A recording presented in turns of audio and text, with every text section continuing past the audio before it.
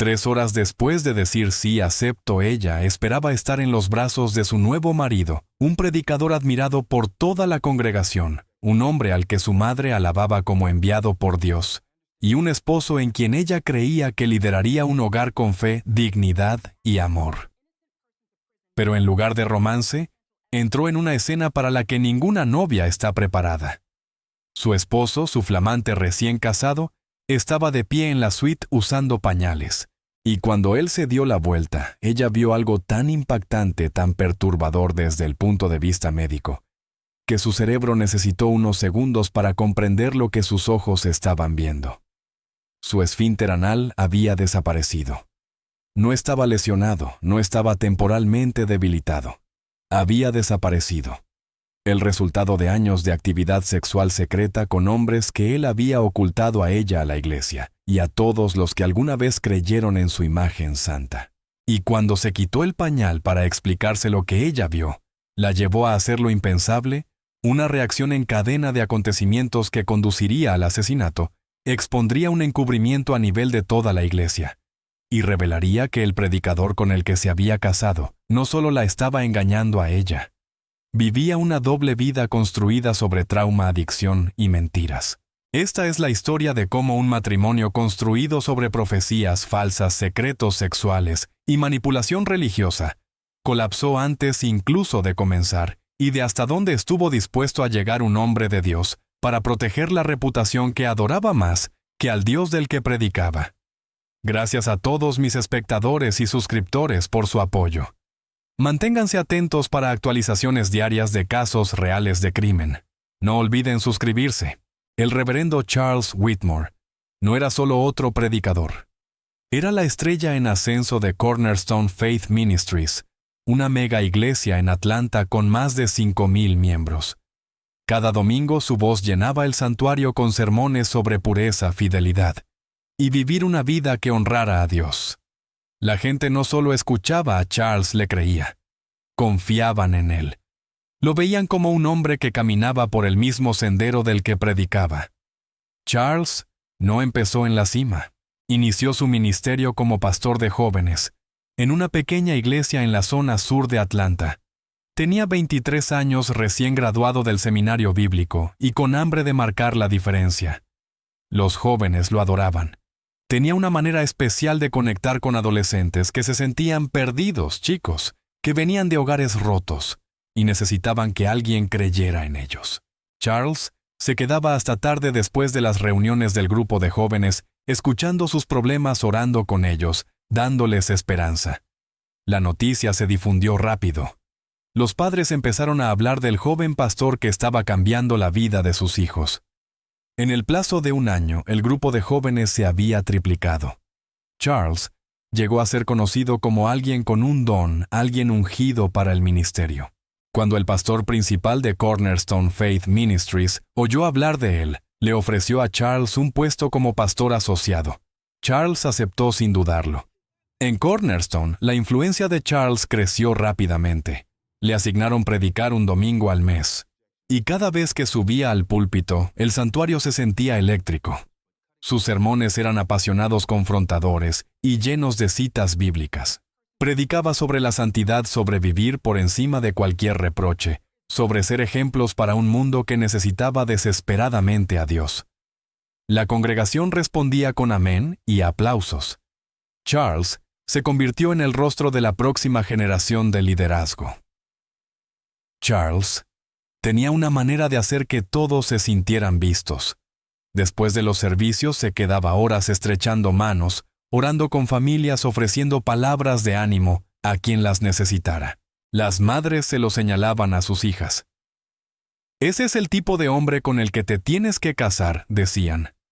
Charles era soltero entregado al ministerio y aparentemente intocable por los pecados que arrastraban a tantos otros hombres en posiciones de poder.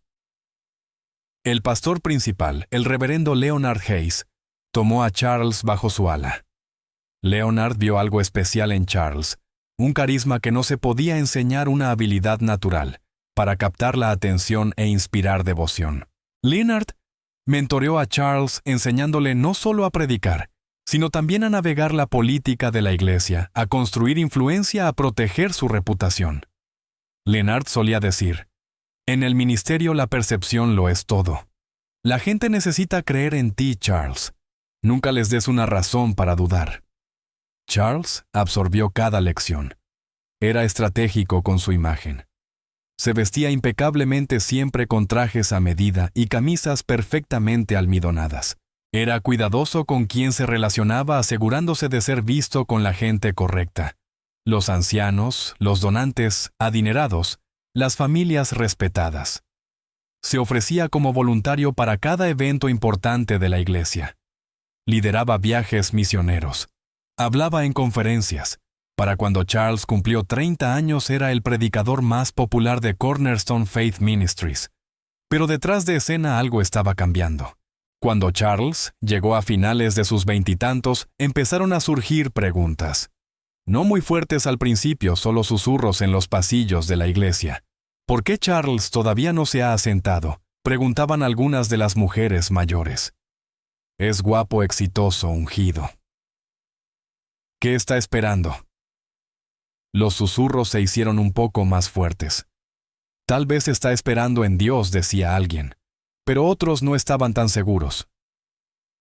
Entonces los susurros se convirtieron en otra cosa, rumores incómodos. La gente empezó a notar cosas. Charles pasaba mucho tiempo con ciertos miembros varones de la iglesia, en particular, con el diácono Russell. Tenían reuniones que se prolongaban hasta altas horas de la noche, mucho después de que todos los demás se hubieran ido a casa, sesiones de oración a puerta cerrada, a las que nadie más era invitado. Algunas personas vieron a Charles y a Russell salir juntos de la iglesia, subirse al mismo coche y marcharse en direcciones que no tenían sentido. Un domingo después del servicio, la hermana Beverly, una de las miembros mayores de la congregación, apartó a su amiga. Algo no está bien con Charles, susurró. La semana pasada lo vi a él y a Russell salir de la oficina de la iglesia a medianoche. ¿Qué clase de reunión dura hasta medianoche? Su amiga la miró horrorizada. Beverly, más te vale cuidar lo que dices. Estás hablando de un hombre de Dios. No puedes andar difundiendo chismes así. No estoy chismeando, insistió Beverly. Solo estoy diciendo lo que vi. Bueno, lo que viste no significa nada, replicó su amiga con brusquedad. Quizá estaban orando. Quizá estaban aconsejando a alguien. No sabes qué estaba pasando, así que deberías guardar tus sospechas para ti misma. Pero Beverly no estaba convencida. Solo digo que es extraño, eso es todo. Extraño no significa pecaminoso, dijo su amiga con firmeza. Y debes tener cuidado con sembrar dudas sobre un hombre que no ha hecho más que servir fielmente a esta iglesia. ¿Cómo se te ocurre decir algo así de él? Beverly se echó atrás, pero no era la única con sospechas. Algunos de los diáconos habían empezado a susurrar entre ellos. Uno de ellos, el diácono Howard, lo mencionó en una reunión privada. No quiero acusar a nadie de nada, dijo con cautela. Pero, ¿alguien más ha notado que Charles no parece interesado en las mujeres en absoluto? Cada mujer de esta iglesia ha intentado llamar su atención, y él no les dedica ni un minuto. Otro diácono asintió lentamente.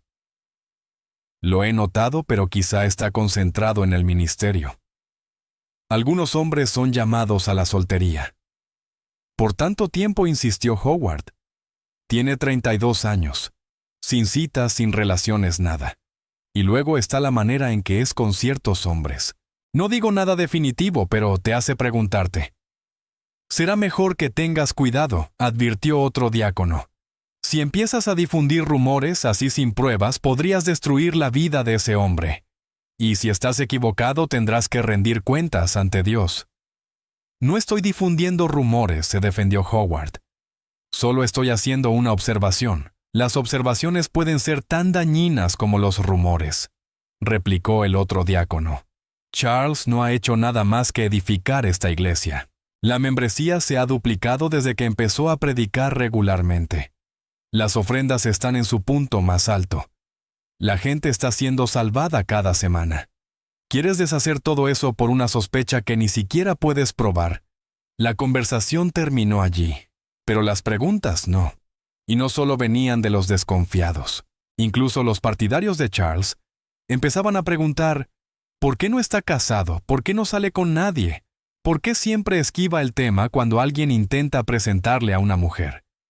Pero cada vez que alguien cuestionaba la vida personal de Charles, alguien más salía a defenderlo.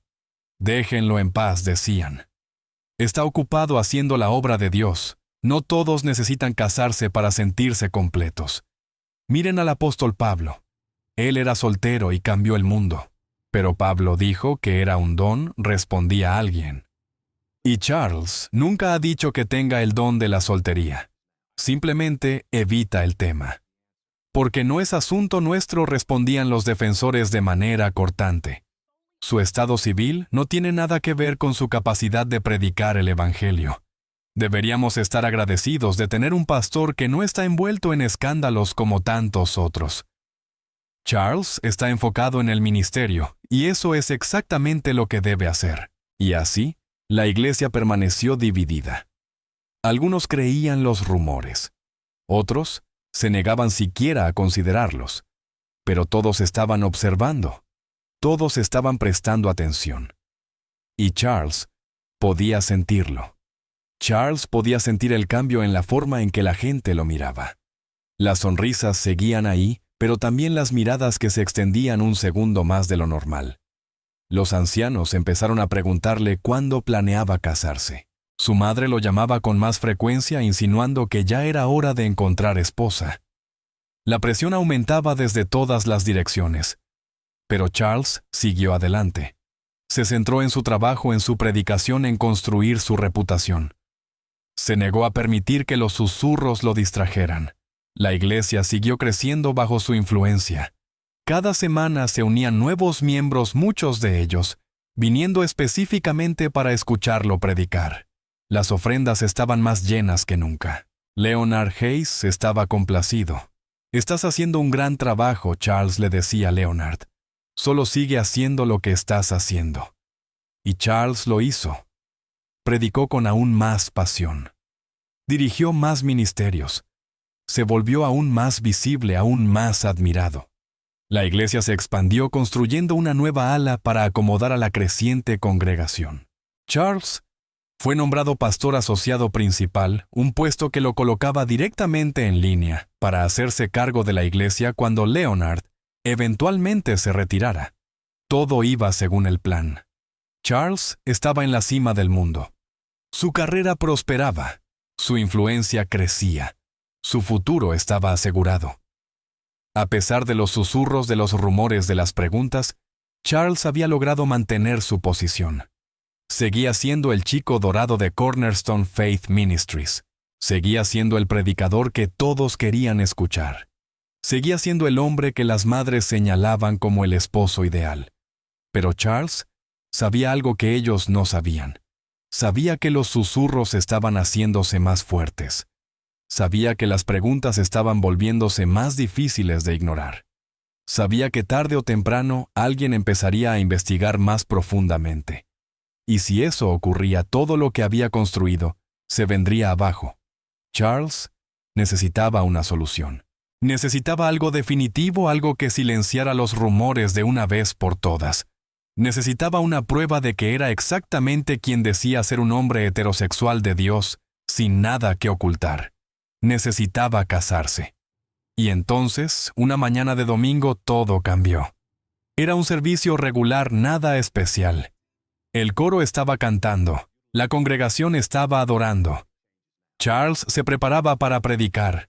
Estaba de pie cerca del púlpito revisando sus notas cuando levantó la vista y la vio. Kate Brandon. No era nueva en la iglesia. Había estado asistiendo a Cornerstone durante años sentada silenciosamente en la sección del medio.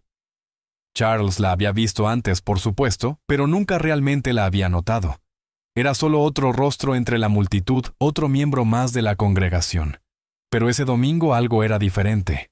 Tal vez era la desesperación que Charles estaba sintiendo. Tal vez era la presión que venía de todas partes. Tal vez era la sensación de que el tiempo se estaba acabando.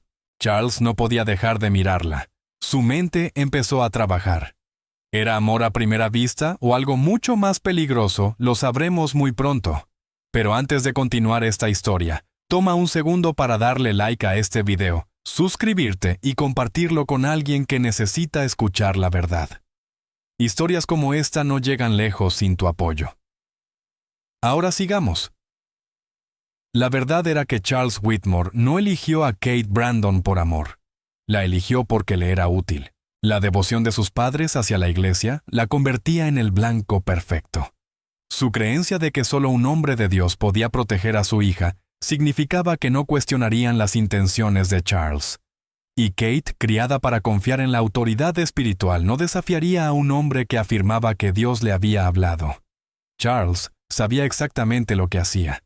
La propuesta no fue espontánea, fue estratégica. La visión que decía haber tenido no era divina, era inventada. Cada palabra que le dijo a Kate estaba diseñada para manipularla y lograr que dijera que sí antes de que tuviera tiempo de pensar. 2 semanas después de su primera conversación, Charles le pidió matrimonio. Kate aún estaba tratando de procesar el hecho de que ese hombre que apenas conocía creyera que estaban destinados a casarse. Ella quería más tiempo. Quería entender quién era realmente Charles. Pero cada vez que expresaba dudas, Charles tenía una respuesta lista. Sé que esto se siente rápido, dijo. Pero cuando Dios revela su plan, retrasarse es desobediencia. He orado por esto durante meses. El Espíritu Santo me lo confirmó una y otra vez. Tú eres mi esposa. Kate no sabía cómo discutir con eso. ¿Cómo decirle a un predicador que tal vez Dios estaba equivocado? Los padres de Kate hicieron que la decisión fuera más fácil, o más difícil según cómo se viera. Cuando ella les contó sobre la propuesta, Sylvia lloró. Esto es un milagro, Kate. ¿Sabes cuántas mujeres matarían por casarse con un hombre como Charles Harold? Estaba igual de entusiasmado. No vas a encontrar algo mejor que esto. Un predicador que escucha a Dios. Eso es un don. Kate quería compartir su emoción. Quería creer que esto era la bendición que todos decían que era. Pero algo en su interior gritaba que esto no estaba bien. Lo ignoró. Se dijo que estaba siendo paranoica. Se convenció de que sus dudas eran solo miedo a lo desconocido. El compromiso se fijó para 2 meses. Charles insistió en el plazo corto. Los compromisos largos no hacen más fuerte un matrimonio, dijo. Mira lo que pasó con la hermana Jane. Ella y Collins salieron 5 años. Tuvieron una boda enorme. Todos creían que eran perfectos. Y se divorciaron 4 meses después. El tiempo no garantiza el éxito. La obediencia a Dios sí. Los padres de Kate estuvieron de acuerdo. Cuando lo sabes, dijo Sylvia. Y Charles lo sabe. Eso es lo único que importa.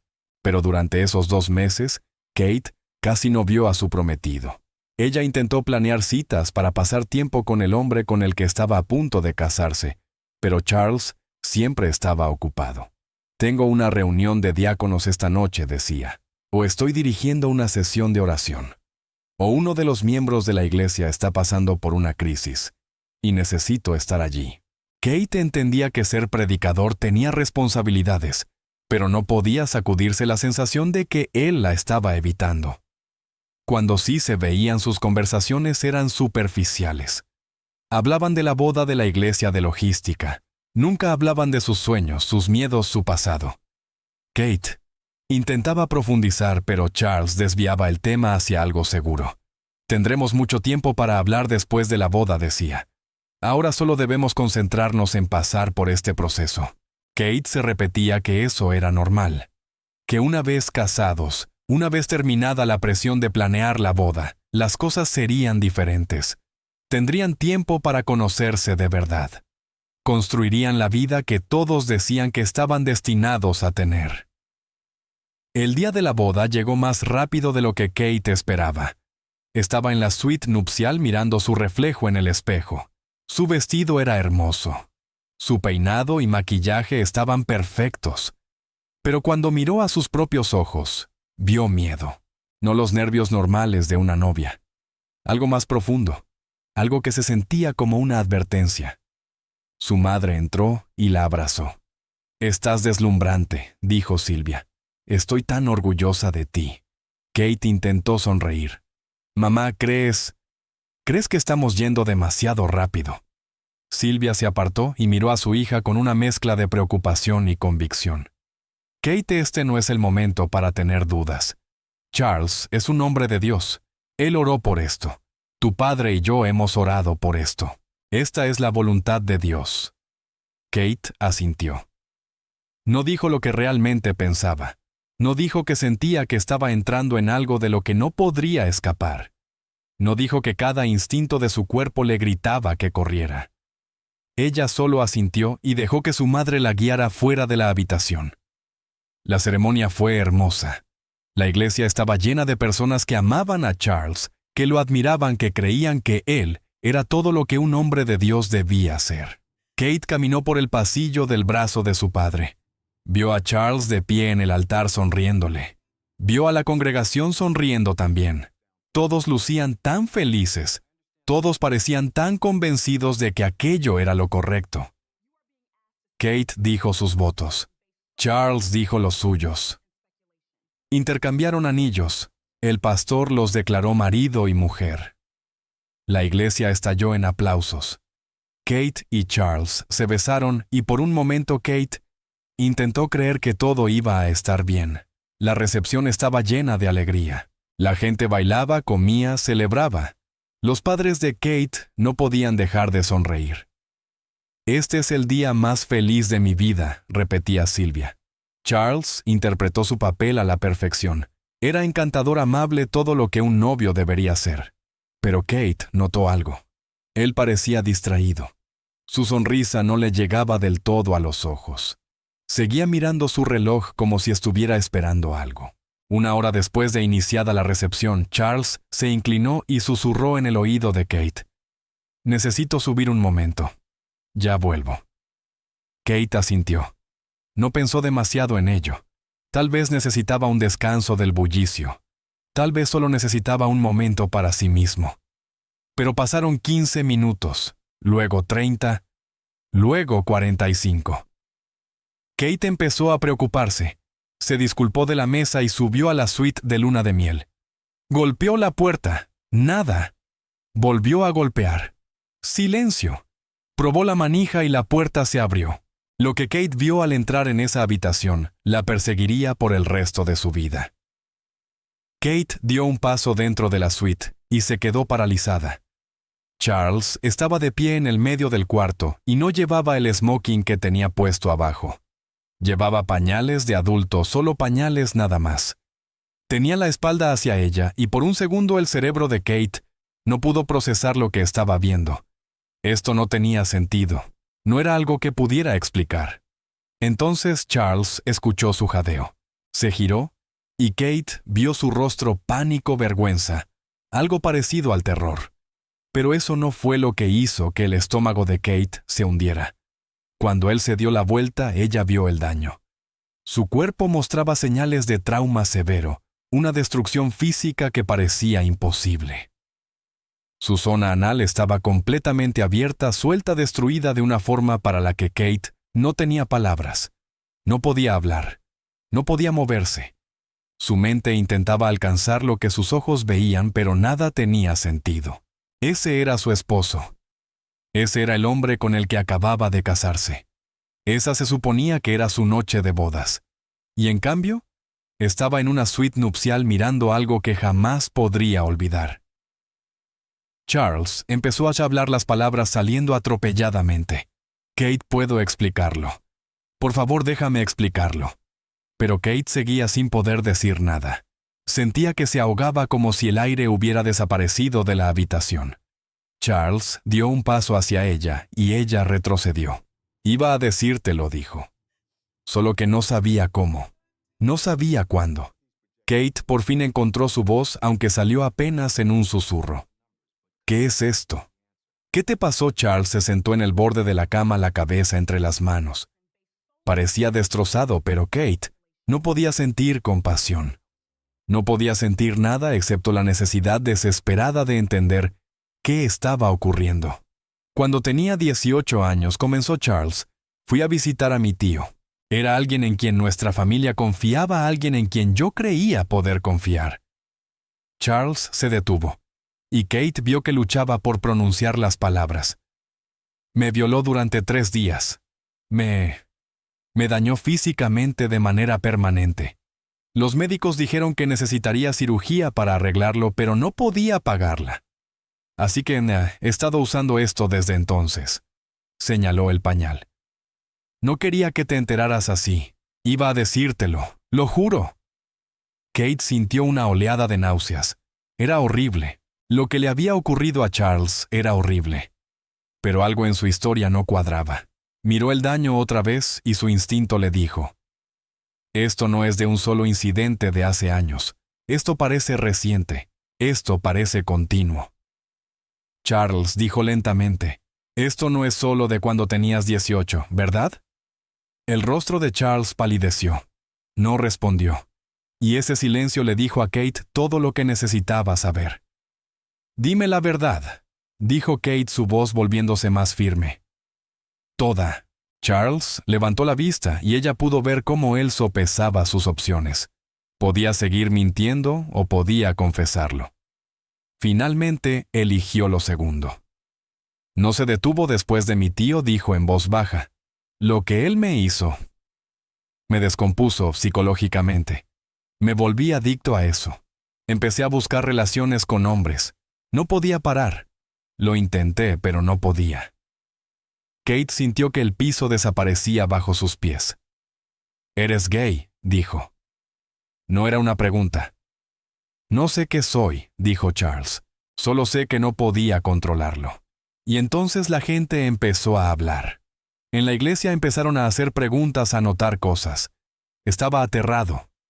Si la verdad salía a la luz, perdería todo. Mi posición, mi reputación, mi carrera. Así que decidí que la única forma de detenerlo era casarme. El cerebro de Kate le gritaba que se fuera, pero no podía moverse. «Te casaste conmigo para encubrir tu secreto», dijo. Charles la miró con algo cercano a la desesperación. «Pensé que si me casaba contigo, los rumores se detendrían. Pensé que podría hacer que esto funcionara. Pensé que pensaste que podías usarme», lo interrumpió Kate. Su voz temblaba ahora, pero no de miedo, sino de rabia. «No te casaste conmigo porque me amaras. No te casaste conmigo porque Dios te lo dijera. Te casaste conmigo porque necesitabas un disfraz». Charles no lo negó. Simplemente se quedó sentado mirando el suelo. «La visión», dijo Kate. «La profecía, el Espíritu Santo diciéndote que yo era tu esposa. Todo eso fue una mentira». Charles asintió lentamente. «Lo siento», susurró. Kate sintió que algo se rompía dentro de ella, no su corazón. Eso implicaría que lo había amado. Lo que se rompió fue su confianza, su fe, su creencia de que las personas a las que le habían enseñado a respetar realmente eran dignas de ese respeto. Había sido manipulada, había sido usada. Había sido engañada por un hombre que se paraba en un púlpito cada domingo para decirle a los demás cómo debían vivir. «Tengo que irme», dijo Kate. Se dio vuelta hacia la puerta, pero Charles se levantó. «Kate, por favor. Podemos resolver esto. Podemos encontrar una manera». Kate giró bruscamente y la expresión de su rostro detuvo a Charles en seco. «Resolver esto», dijo. «Me mentiste, me manipulaste. Usaste la fe de mis padres en tu beneficio. Usaste el nombre de Dios para engañarme y hacerme casarme contigo. Y todo lo hiciste para protegerte». Charles abrió la boca para responder, pero Kate lo interrumpió. «No me llames, no me busques. Se acabó». Salió de la suite, salió del hotel y desapareció en la noche. No volvió a casa, no llamó a sus padres. Simplemente condujo durante 2 días. Nadie sabía dónde estaba. Y mientras Kate intentaba procesar el hecho de que todo su matrimonio era una mentira, Charles estaba a punto de tomar una decisión que lo cambiaría todo. Kate no volvió a casa durante 2 días. Se registró en un pequeño motel a las afueras de la ciudad, pagó en efectivo y apagó su teléfono. Necesitaba tiempo para pensar, tiempo para procesar lo que acababa de ocurrir. Sus padres probablemente estaban preocupadísimos, pero no podía enfrentarlos todavía. No podía enfrentar a nadie. Pasó esos 2 días repasando todo en su mente: la propuesta, el compromiso apresurado, la forma en que Charles siempre parecía distraído, como si estuviera actuando en lugar de estar presente. Las señales habían estado ahí, pero ella las ignoró. Había dejado que la emoción de sus padres y la manipulación de Charles anularan sus propios instintos. Para el tercer día, Kate sabía lo que tenía que hacer. Llamó a un abogado y presentó la demanda de divorcio. Los documentos fueron entregados a Charles en la iglesia. Y junto con ellos, Kate envió un mensaje. Le dijo que nunca le contaría a nadie lo que él le había confesado, que asumiría toda la responsabilidad por el divorcio, que dejaría que la gente creyera que había sido su decisión, su culpa. Su secreto estaría a salvo. La mayoría de las personas se habría sentido aliviada con esa oferta. La mayoría habría aceptado el regalo que Kate le daba y habría seguido adelante. Pero Charles no estaba aliviado. Estaba aterrorizado. Un predicador divorciándose menos de una semana después de su boda levantaría preguntas, grandes preguntas. La gente querría saber por qué. Especularían, investigarían. Y aunque Kate cumpliera su promesa de no decir la verdad, los rumores que Charles había trabajado tanto en silenciar volverían con más fuerza. ¿Por qué lo dejó? ¿Qué hizo él? Los susurros regresarían más fuertes esta vez. Los ancianos investigarían. La congregación perdería la fe en él. Todo lo que Charles había construido se desmoronaría. Charles estaba sentado en su oficina en la iglesia mirando los papeles de divorcio. Sus manos estaban temblando. Había pensado que el matrimonio solucionaría su problema, pero ahora lo estaba empeorando. Su mente se volvió una niebla espesa, sofocante, imposible de atravesar. Las paredes de su oficina parecían cerrarse sobre él. Los documentos del divorcio estaban sobre su escritorio como una acusación, una sentencia de muerte escrita en lenguaje legal. Charles no podía pensar con claridad. No podía respirar bien. Cada pensamiento lo llevaba al mismo lugar: ruina, exposición, desgracia. Tomó su teléfono y llamó a Kate. Nada. Llamó de nuevo directo al buzón de voz. Llamó una tercera vez, luego una cuarta. Cada vez que el teléfono sonaba y sonaba hasta llegar al buzón, Charles sentía el pánico subiéndole por el pecho. ¿Dónde estaba? ¿Por qué no contestaba? Necesitaba hablar con ella. Necesitaba convencerla de reconsiderar, de darle más tiempo, de no presentar esos papeles. Para la quinta llamada, Charles estaba caminando de un lado a otro en su oficina. Su camisa estaba empapada de sudor. Su garganta se sentía cerrada. Miraba su teléfono rogando que sonara, rogando que Kate lo llamara de vuelta. Pero el teléfono permaneció en silencio. Pensó en llamar a sus padres. Harold y Sylvia sabrían dónde estaba. Podrían decirle cómo contactarla. Pero la idea de hacer esa llamada hizo que Charles sintiera náuseas. ¿Cómo podía llamar a los padres de su esposa 2 días después de la boda y admitir que no sabía dónde estaba? ¿Qué iba a decir? Hola, he perdido a su hija. ¿Saben dónde podría estar? La vergüenza era insoportable. Y peor aún, ¿y si empezaban a hacer preguntas? ¿Y si querían saber qué había pasado? ¿Y si Kate ya les había contado todo? No. Llamarlos estaba descartado. Charles no podía arriesgarse. No podía permitir que nadie supiera que su matrimonio se había desmoronado antes, incluso de comenzar. Volvió a intentar el número de Kate. Nada. Envió un mensaje Kate. Por favor, llámame. Necesitamos hablar. Miró la pantalla esperando los 3 puntos que indicarían que ella estaba escribiendo una respuesta. Nada. El mensaje quedó allí sin leer. Charles dejó el teléfono a un lado y presionó sus palmas contra sus ojos. Su mente corría, pero sin llegar a ninguna parte. Se dio cuenta entonces de algo que lo hizo sentirse aún más patético. En realidad no conocía a su esposa. No conocía a sus amigos. No sabía con quién pasaba el tiempo.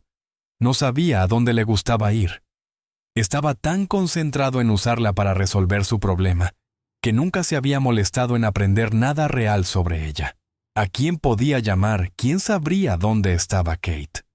Recorrió su lista de contactos buscando a alguien que pudiera estar conectado con ella. Pero no había nadie. Kate era un fantasma para él, una desconocida con la que se había casado por conveniencia. Y ahora esa desconocida había desaparecido y Charles no tenía forma de encontrarla. Se sintió como un tonto desesperado y atrapado.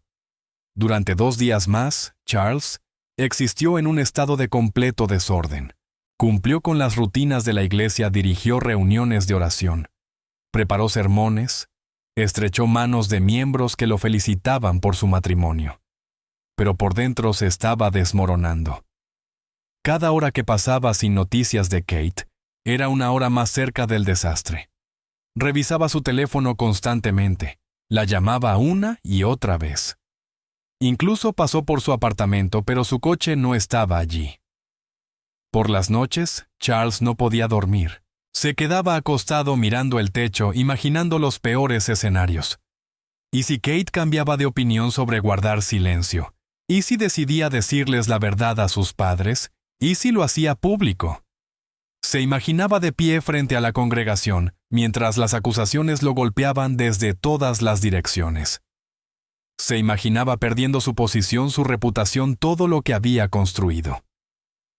Al tercer día, Charles estaba sentado en su oficina cuando finalmente sonó su teléfono. Lo tomó tan rápido que casi lo dejó caer. El nombre de Kate aparecía en la pantalla. El alivio lo inundó tan intensamente que casi lloró. Ella por fin había llamado. Contestó de inmediato. Kate. Su voz salió demasiado ansiosa, demasiado desesperada, pero no le importó. ¿Qué quieres, Charles? Su voz era plana, sin emoción.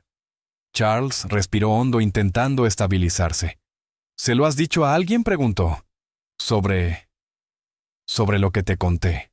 Kate suspiró al otro lado. No se lo he dicho a nadie y no voy a hacerlo. Ya te lo dije. Ni siquiera a tus padres, insistió Charles, necesitando estar absolutamente seguro.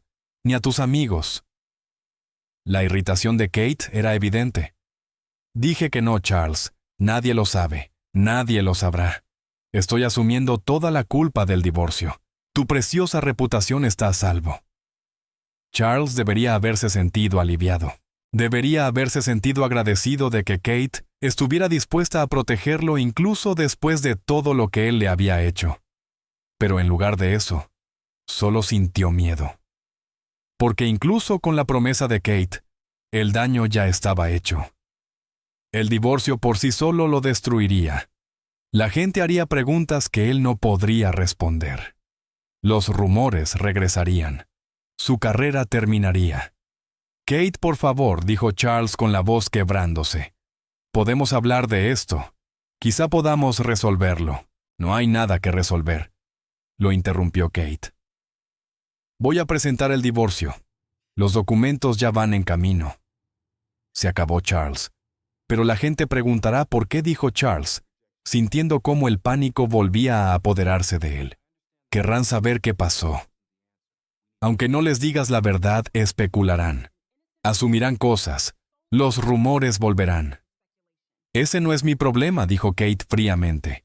Deberías haber pensado en eso antes de mentirme, antes de usarme.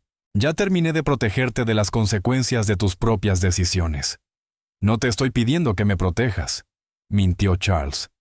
Solo te estoy pidiendo que pienses en lo que este divorcio hará por los dos, también por tu reputación.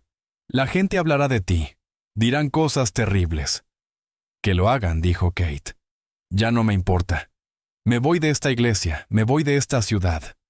Voy a empezar de nuevo lejos de ti y de todos los que te permitieron hacer esto. ¿Charles? Sintió que el piso se movía bajo sus pies.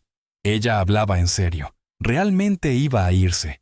Y cuando lo hiciera, cuando el divorcio se completara, su vida tal como la conocía, habría terminado. Kate, por favor, empezó, pero ella lo interrumpió. No vuelvas a llamarme, dijo. Se acabó. La línea se cortó.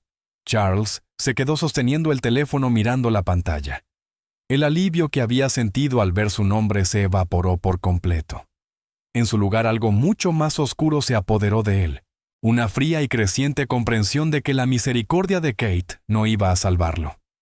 Colgó el teléfono y se quedó en silencio.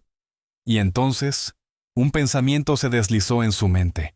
Un pensamiento tan oscuro que debería haberlo horrorizado. Pero no lo hizo porque Charles ya no pensaba en lo correcto o lo incorrecto. Pensaba en sobrevivir. Si Kate estaba muerta, no habría divorcio. No habría preguntas. Solo un trágico accidente. Un viudo desconsolado. Simpatía en lugar de sospechas. Charles tomó el teléfono otra vez. Pero esta vez no llamó a Kate. Llamó a alguien más. Alguien en quien confiaba. Alguien que tenía tanto que perder como él si la verdad salía a la luz. Llamó al reverendo Leonard Hayes. Leonard era más que el mentor de Charles. Era más que el pastor principal de Cornerstone Faith Ministries. Leonard era el amante de Charles. Su relación llevaba 3 años oculta tras reuniones a puerta cerrada y sesiones de consejería nocturna. Leonard tenía sus propios secretos que proteger, su propia reputación que preservar. Si Charles caía, Leonard caería con él. Cuando Charles le explicó la situación, Leonard escuchó en silencio. «Ella va a presentar el divorcio», dijo Charles. «Aunque no le diga a nadie la verdad del divorcio, por sí solo me destruirá. La gente preguntará por qué, indagarán, lo descubrirán». Hubo una larga pausa al otro lado de la línea. Luego Leonard habló con la voz calmada. «No te preocupes», dijo. «Yo me encargaré». Charles sintió una ola de alivio recorrerle el cuerpo. No preguntó qué quería decir Leonard con «me encargaré». No quería saberlo. Solo quería que el problema desapareciera. 3 días después, Charles llamó a Kate de nuevo. Su voz era suave, arrepentida. «Kate, sé que no quieres hablar conmigo, pero por favor escúchame. ¿Podemos vernos?» «Solo para hablar. Te debo al menos eso». Kate dudó. No quería ver a Charles, no quería escuchar las excusas que fuera a inventar. Pero una parte de ella pensó que tal vez, solo tal vez, él merecía la oportunidad de disculparse cara a cara. «Está bien», dijo. Donde Charles sugirió un restaurante en el lado este de la ciudad, un lugar público neutral. Kate aceptó. Fijaron una hora para esa noche. Kate colgó y sintió una extraña sensación de cierre. Tal vez esa reunión le daría el final que necesitaba. Tal vez Charles finalmente asumiría la responsabilidad por lo que había hecho.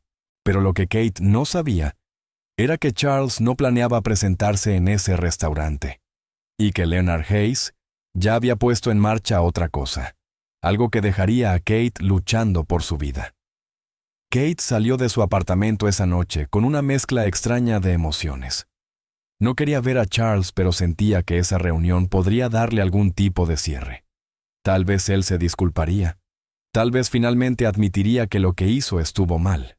Tal vez ella podría salir de esa conversación y seguir adelante de verdad. Se subió a su coche y empezó a conducir hacia el restaurante.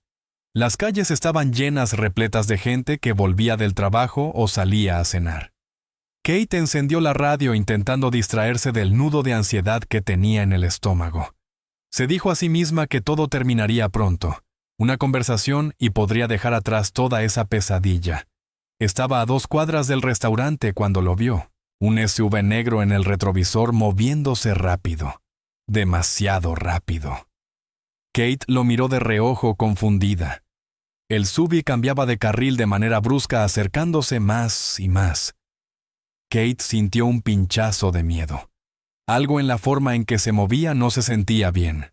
Apretó más el acelerador tratando de poner distancia entre ellos, pero el SUV venía aún más rápido. El corazón de Kate empezó a golpearle en el pecho. Miró alrededor, intentando decidir qué hacer. ¿Debía orillarse? ¿Debía llamar a la policía? Antes de que pudiera tomar una decisión, el SUV chocó contra el costado de su coche. El impacto fue instantáneo y brutal. El coche de Kate giró sin control, los neumáticos chillando contra el asfalto. Intentó girar el volante, intentó frenar, pero nada funcionaba. El mundo giraba a un borrón de luces, sonido y terror. Su coche Golpeó un poste con un crujido espantoso, y luego todo se volvió negro. La gente en la calle empezó a gritar. Alguien corrió hacia los restos sacando su teléfono para llamar al 911. Otros se quedaron paralizados mirando el coche destrozado y el SUV negro que huía a toda velocidad en la noche. Nadie vio claramente al conductor. Nadie pudo decir con certeza qué había ocurrido. Pero todos sabían que no había sido un accidente. La ambulancia llegó en minutos. Los paramédicos sacaron a Kate de entre los restos su cuerpo flácido e inconsciente. Había sangre por todas partes. Su pierna estaba doblada en un ángulo antinatural. Su cabeza había golpeado la ventanilla con tanta fuerza que había agrietado el vidrio. Los paramédicos trabajaron rápido estabilizándola lo mejor que pudieron antes de cargarla en la ambulancia y acelerar hacia el Hospital Grady Memorial. En el hospital los médicos se agolparon alrededor de Kate. Fue llevada de inmediato a cirugía de emergencia. Sus heridas eran graves, costillas rotas, un fémur destrozado, hemorragia interna. Pero lo peor era su columna. El impacto había aplastado su vértebra L3, enviando fragmentos óseos hacia la médula espinal. Los cirujanos hicieron todo lo posible, pero el daño ya estaba hecho. Incluso si Kate sobrevivía, nunca volvería a caminar. Los padres de Kate llegaron al hospital en pánico. Sylvia sollozaba aferrándose al brazo de su esposo mientras corrían por las puertas de urgencias. Una enfermera los llevó a la sala de espera donde un médico los recibió con un rostro sombrío. Su hija está en cirugía, dijo. Las próximas horas son críticas. Necesito que se preparen para la posibilidad de que no sobreviva. Sylvia se desplomó en una silla con las manos cubriéndose el rostro. Harold permaneció de pie a su lado con la mandíbula apretada y los puños cerrados. ¿Qué pasó?, exigió. ¿Quién hizo esto? El médico no tenía respuestas. Lo único que sabía era que otro vehículo había golpeado el coche de Kate. La policía estaba investigando, pero no tenían pistas. Durante 2 días Kate permaneció en coma. Sus padres se quedaron a su lado orando, suplicándole a Dios que devolviera a su hija. Al tercer día los ojos de Kate se agitaron y se abrieron. Sylvia jadeó y tomó la mano de su hija. Kate, cariño, ¿me escuchas? Los labios de Kate se movieron, pero al principio no salió ningún sonido.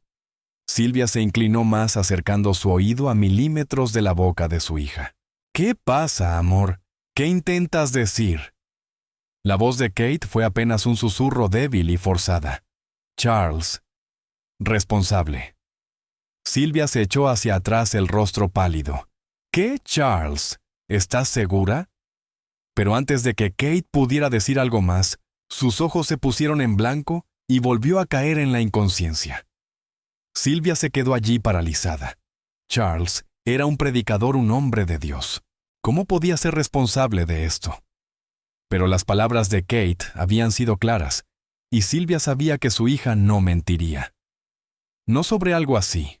Sylvia se volvió hacia Harold con la voz temblorosa. Tenemos que ir a la policía ahora mismo. Harold asintió, su expresión dura. Vamos.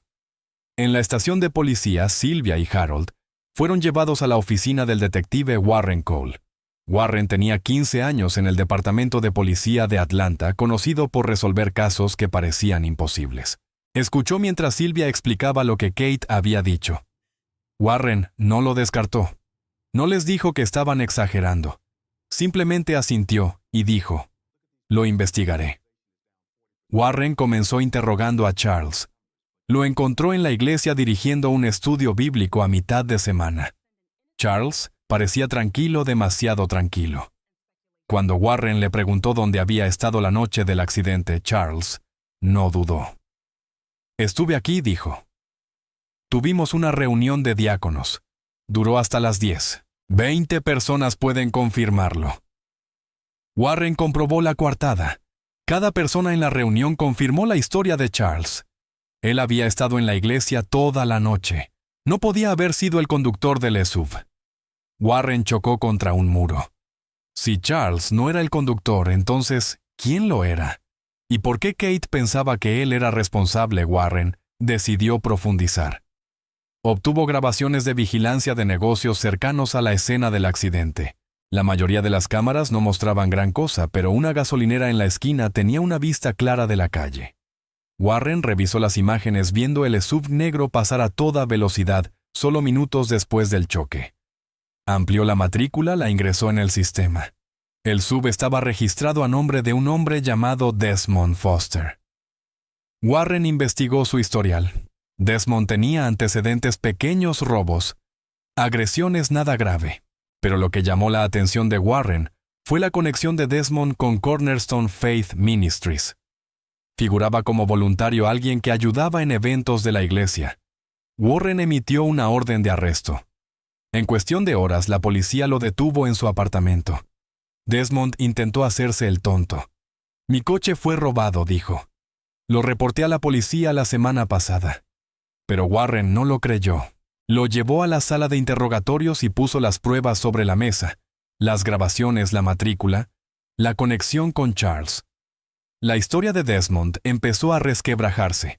Warren se inclinó hacia adelante con la voz dura. «Kate Brandon está paralizada por tu culpa. Nunca volverá a caminar. Estás enfrentando un cargo de intento de asesinato.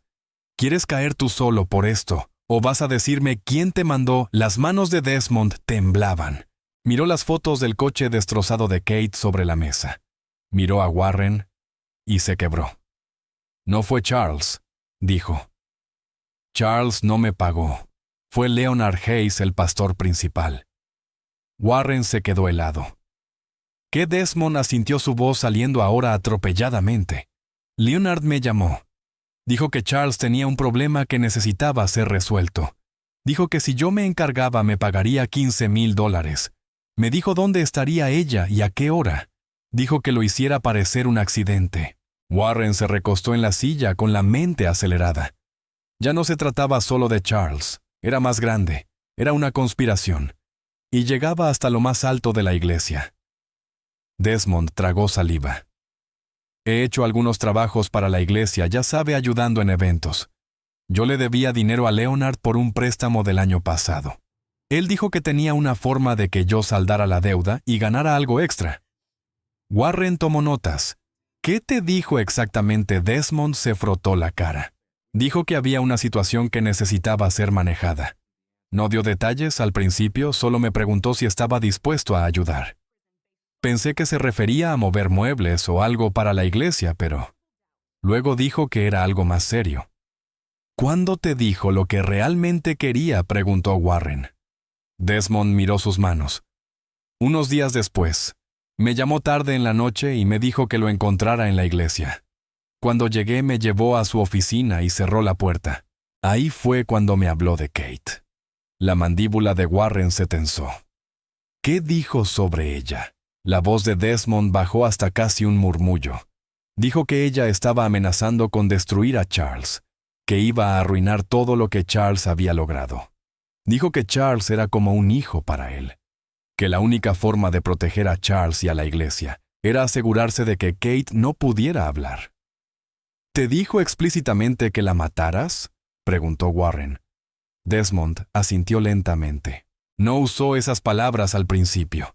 Decía cosas como: «encárgate de la situación y asegúrate de que no pueda causar problemas».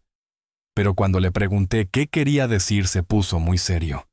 Luego dijo: «Ella tiene que desaparecer permanentemente». Yo sabía lo que estaba pidiendo. Warren sintió una ira fría subir por su pecho. Y aceptaste. Los ojos de Desmond se llenaron de lágrimas. No quería. Lo juro que no quería. Pero Leonard dijo que me pagaría $15,000. Dijo que también perdonaría la deuda que tenía con él. Hombre, yo tengo deudas de juego. Tengo gente amenazándome. Estaba desesperado. Pensé que quizás solo podría asustarla o algo así. Pero Leonard fue claro. Él la quería fuera.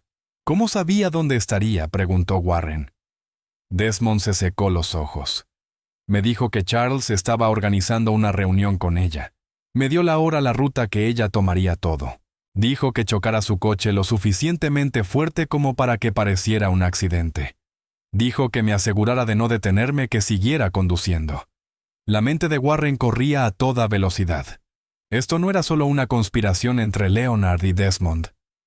Charles también había estado involucrado.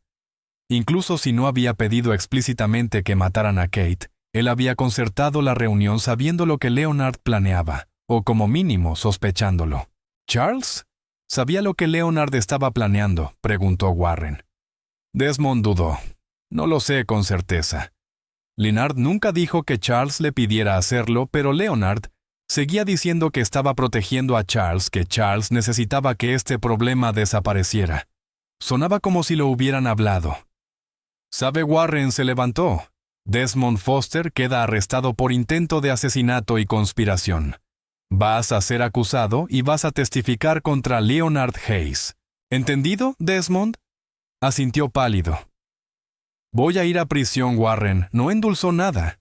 Sí, por mucho tiempo. Pero si cooperas y dices la verdad en el juicio, la fiscalía podría considerar reducir tu sentencia. Warren salió de la sala de interrogatorios y llamó inmediatamente a su capitán. Necesitamos movernos rápido, dijo Warren. Vamos por Leonard Hayes y tenemos que hacerlo bien. No se va a rendir fácilmente. El capitán estuvo de acuerdo. En cuestión de horas, Warren reunió un equipo. Obtuvieron órdenes judiciales para revisar los registros telefónicos de Leonard, sus estados bancarios y sus correos electrónicos. Lo que encontraron fue devastador. Había llamadas entre Leonard y Desmond en los días previos al ataque. Una transferencia de $15,000 desde un fondo discrecional de la iglesia hacia la cuenta de Desmond.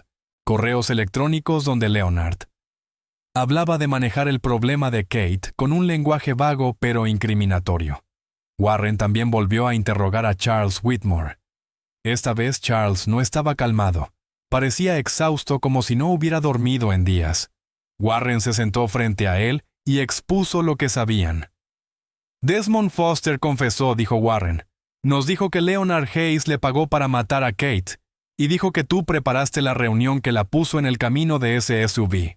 El rostro de Charles se puso blanco. No lo sabía, dijo rápidamente. Lo juro, no sabía que Leonard iba a hacer eso. Warren no le creyó. Pero lo sospechabas, ¿no es así?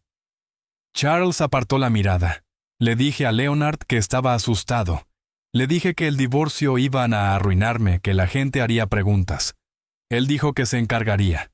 Pensé que quería decir que hablaría con Kate, tal vez convencerla de retrasar el divorcio o algo así. No pensé que intentaría matarla. Pero no lo detuviste, dijo Warren. Llamaste a Kate y organizaste la reunión. Le diste a Leonard exactamente lo que necesitaba para que esto sucediera. Las manos de Charles temblaban. No pensé que realmente lo haría. Pensé que solo estaba hablando. La gente dice cosas cuando está alterada. No pensé que fuera en serio. Warren se inclinó hacia adelante. Kate Brandon está paralizada. Nunca volverá a caminar por lo que tú y Leonard hicieron. Puede que tú no hayas conducido ese SUV, pero eres igual de responsable. Charles se derrumbó, las lágrimas corriéndole por la cara. Lo siento. Lo siento tanto. Nunca quise que sucediera esto. Warren arrestó a Charles por conspiración y complicidad en intento de asesinato. Pero incluso mientras Charles era sacado esposado, Warren sabía que lo más difícil aún estaba por venir.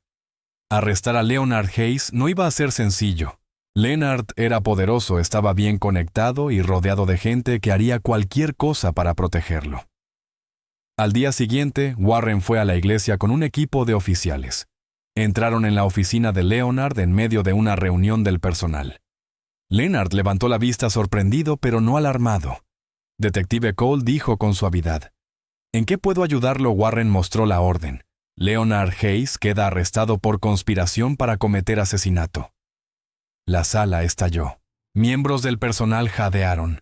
Algunos gritaron en protesta. Leonard se puso de pie lentamente, su rostro inexpresivo. Esto es absurdo, dijo. Soy un hombre de Dios. Nunca haría daño a nadie. Warren no discutió. Tendrá su oportunidad de defenderse en la corte. Ahora mismo tiene que venir con nosotros. Mientras Leonard era esposado, miró a Warren con algo parecido al desprecio. No tienes idea de lo que estás haciendo, dijo en voz baja. Estás cometiendo un error. Warren sostuvo su mirada. El único error fue pensar que podrías salirte con la tuya. Pero mientras Warren lo sacaba de la iglesia pasando entre feligreses conmocionados y empleados llorando, supo que esto era solo el comienzo. Leonard Hayes no caería sin luchar. Y la lucha sería fea. La verdad era que lo que la mayoría de la gente no sabía era que el poder de Leonard se extendía mucho más allá de la iglesia. Había pasado décadas construyendo relaciones con políticos, jueces, empresarios y líderes comunitarios. Donaba generosamente a campañas políticas. Formaba parte de juntas directivas de organizaciones benéficas. Era invitado a reuniones del Consejo Municipal y consultado para iniciativas comunitarias. Leonard Hayes no era solo un pastor, era una fuerza política, y eso hacía su arresto increíblemente peligroso. Horas después del arresto de Leonard, su abogado apareció en la comisaría. Se llamaba Anthony Ellison, uno de los abogados defensores más caros de Georgia. Anthony tenía fama de sacar a personas poderosas de situaciones imposibles. Entró en la estación como si fuera suya, exigió ver a su cliente, e inmediatamente comenzó a hablar de violaciones de derechos civiles y arresto injusto. Warren observó desde detrás del cristal, mientras Anthony se sentaba con Leonard en la sala de interrogatorios. Leonard estaba tranquilo, ahora casi sereno. No actuaba como un hombre que acababa de ser arrestado por intento de asesinato. Actuaba como alguien que sabía que tenía los recursos para hacer desaparecer el problema. A la mañana siguiente, la iglesia de Leonard celebró una rueda de prensa. Miembros de la congregación se reunieron frente a la comisaría con carteles que decían: «Liberen al pastor Hayes inocente, hasta que se demuestre lo contrario». Las cámaras de noticias locales lo captaron todo.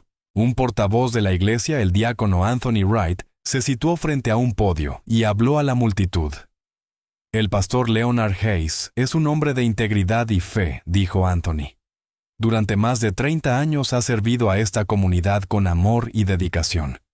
Estos cargos no tienen fundamento y creemos que forman parte de un ataque coordinado contra nuestra iglesia y nuestros valores. Estamos con el pastor Hayes y no descansaremos hasta que su nombre sea limpiado». La multitud vitoreó. Warren observó la cobertura noticiosa desde su escritorio y sintió un nudo de frustración en el pecho. Este no sería un caso sencillo. Leonard tenía un ejército de personas dispuestas a defenderlo y estaban dispuestas a luchar sucio. La presión política comenzó casi de inmediato. El capitán de Warren lo llamó a su oficina. «Acabo de hablar con la oficina del alcalde», dijo el capitán. «Están haciendo preguntas sobre este caso. Quieren saber si estamos completamente seguros de la evidencia». Warren se tensó. «Tenemos los registros telefónicos, las transferencias bancarias y la confesión de Desmond Foster. La evidencia es sólida». El capitán asintió. «Te creo, pero debes entender contra qué estás luchando. Leonard Hayes tiene amigos en lugares muy altos. Si este caso se cae, no solo perderás tu carrera, yo también. Así que asegúrate de que todo sea a prueba de balas». Warren salió de la oficina sintiendo el peso de lo que estaba haciendo. Sabía que este caso podía destruirlo si algo salía mal. Pero también sabía que Kate Brandon estaba postrada en una cama de hospital paralizada de por vida, por lo que Leonard y Charles habían hecho. No iba a permitir que se salieran con la suya. Anthony Ellison, el abogado de Leonard, presentó una serie de mociones para suprimir evidencia. Alegó que las órdenes de registro se habían obtenido de manera inapropiada. Afirmó que la confesión de Desmond había sido forzada. Cuestionó los registros bancarios diciendo que la transferencia podía haber sido para gastos legítimos de la iglesia. Cada moción estaba diseñada para retrasar el juicio y debilitar el caso de la fiscalía. Pero Warren y la fiscalía contraatacaron. Trajeron contadores forenses para rastrear el dinero. Descubrieron que los $15,000 provenían de un fondo discrecional que Leonard controlaba personalmente y que no había documentación sobre su uso. Obtuvieron registros telefónicos que demostraban que Leonard y Desmond habían hablado repetidamente en los días previos al ataque, a pesar de que Leonard aseguraba que apenas conocía a Desmond. Luego encontraron los correos electrónicos. Enterrados en la cuenta personal de Leonard, había mensajes a otro pastor, el reverendo Calvin Moore, donde Leonard discutía la situación de Kate. En un correo, Leonard escribió: Charles está entrando en pánico. Si este divorcio sigue adelante, abrirá puertas que no podremos cerrar. Necesito asegurarme de que ella no se convierta en un problema. En otro correo enviado 2 días antes del ataque, Leonard escribió: Ya se está manejando. Charles no tiene por qué preocuparse más. Warren llevó los correos a la fiscal y ambos supieron que lo tenían atrapado. Leonard podía argumentar todo lo que quisiera sobre malentendidos y frases sacadas de contexto, pero los correos pintaban un panorama claro. Leonard había orquestado el intento de asesinato de Kate para proteger a Charles y a la iglesia. Pero incluso con esa evidencia, el equipo legal de Leonard no retrocedió. Anthony Ellison organizó otra conferencia de prensa esta vez, atacando a la fiscalía. Estos correos están siendo torcidos para encajar en una narrativa, dijo Anthony. El pastor Hayes solo estaba aconsejando a Charles en un momento difícil. Sus palabras han sido sacadas de contexto por investigadores demasiado entusiastas que están más interesados en derribar a un prominente pastor negro que en encontrar la verdad. Las acusaciones dolieron. Warren sabía que la cuestión racial entraría inevitablemente al caso. Leonard era un pastor negro en una iglesia predominantemente negra. La fiscalía estaba dirigida por una fiscal blanca. Anthony ya estaba sembrando dudas, sugiriendo que esto iba más allá de los hechos. Warren tenía que mantenerse enfocado. Siguió construyendo el caso, entrevistando más testigos, reuniendo más evidencia. Encontró a 2 miembros de la iglesia que habían escuchado a Leonard y Charles discutiendo en la oficina de Leonard, semanas antes del ataque. Una de ellas, una mujer llamada Renee Hightower, dijo que escuchó a Leonard decirle a Charles: «Yo me encargaré. Solo tienes que confiar en mí». Otro testigo, un conserje llamado Bennett, dijo que vio a Leonard entregarle a Desmond un sobre en el estacionamiento de la iglesia 3 días antes del ataque. Bennett no pensó mucho en ello en ese momento, pero cuando escuchó sobre el arresto se presentó. El caso se fortalecía, pero la oposición también. Los seguidores de Leonard organizaron mítines. Inundaron las redes sociales con etiquetas como "Can Stand with Pastor Hayes". Algunos miembros de la congregación acusaron a Kate de mentir, diciendo que intentaba destruir a un hombre de Dios para ocultar sus propios pecados. Sylvia y Harold Brandon recibieron llamadas amenazantes. Personas de la iglesia les dijeron que eran traidores por acudir a la policía. Algunos incluso dijeron que Kate se había buscado esto al casarse con Charles. El acoso se volvió tan grave que Warren asignó un coche patrulla para vigilar su casa. Y a través de todo eso, Kate seguía en el hospital luchando por sobrevivir. Había pasado por múltiples cirugías, pero el daño en su columna era permanente. Los médicos le dijeron que necesitaría usar una silla de ruedas por el resto de su vida. Kate procesó esa noticia con una devastación silenciosa. Ya había perdido tanto su matrimonio, su confianza, su fe. Ahora, había perdido su capacidad de caminar. Pero mientras Kate yacía en esa cama de hospital, algo dentro de ella cambió. No iba a permitir que Leonard y Charles ganaran. No iba a permitir que la silenciaran. Decidió que testificaría sin importar lo difícil que fuera. Le contaría al mundo lo que le habían hecho. Warren visitó a Kate en el hospital para prepararla para lo que vendría. «Esto va a ser brutal», le dijo con honestidad. «Los abogados de Leonard van a atacarte. Intentarán hacerte quedar como la culpable. ¿Estás lista para eso, Kate?». Miró a Warren con una fuerza que lo sorprendió. «Estoy lista», dijo. «No voy a dejar que se salgan con la suya». Antes de continuar, un rápido agradecimiento a todos los que ven y apoyan este canal. Su presencia realmente lo mantiene vivo. Esta comunidad crece gracias a personas que creen en historias reales y significativas. Convertirte en miembro del canal te da acceso a contenido exclusivo, material detrás de cámaras, y ayuda directamente a que podamos traer más historias poderosas a la luz. Tu apoyo marca la diferencia. Cuéntanos en los comentarios desde dónde nos ves. Y si sigues aquí ahora mismo, escribe I'm still here en los comentarios. Queremos ver quién llega hasta el final. No olvides dar like al video. Ahora continuemos. Kate despertó de su tercera cirugía con su madre sentada junto a la cama.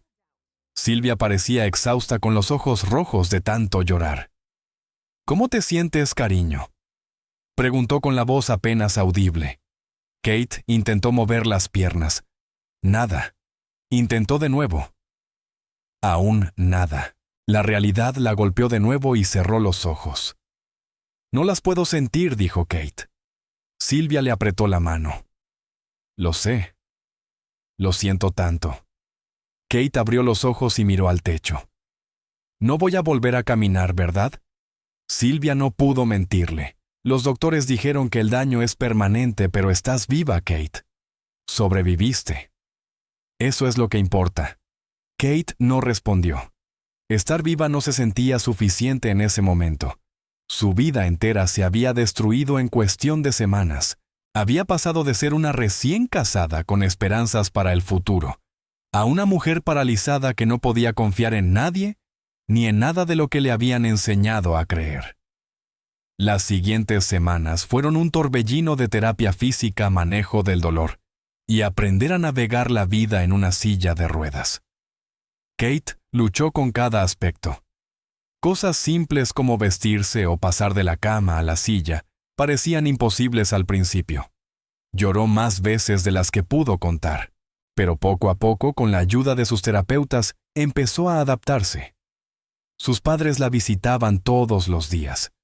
Harold estaba más callado que nunca, con la expresión dura por una rabia que no sabía cómo expresar. Silvia trataba de mantenerse positiva, pero Kate podía ver la culpa en los ojos de su madre.